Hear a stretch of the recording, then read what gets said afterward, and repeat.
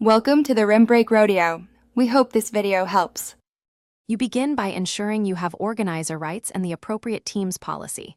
This matters because only organizers control lobby and presenter settings.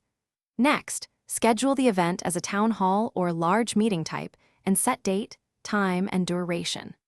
Once done, add presenters and required attendees, attach the agenda, and enable attendance reporting so you can track participation. Make sure to reserve a channel or event stage if using live events. That prepares the path for the next setup steps. Now you configure roles. Assign presenters and producers, because producers manage feeds and presenters focus on content.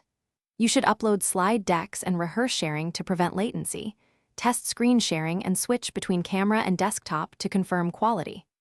Once configured, enable queue and/or moderated chat and assign moderators explicitly so questions are triaged.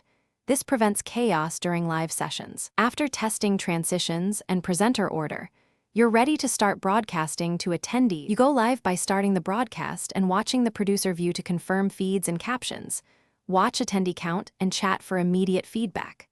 Once finished, stop recording, download the attendance report, and share the recording and materials promptly so participants have follow-up. If something goes wrong, audio drops, or screen share fails, check app permissions, have the presenter rejoin, or switch to the producer-managed backup stream. This quick fallback minimizes downtime and preserves the audience experience. Thanks for watching. Consider subscribing if we helped you.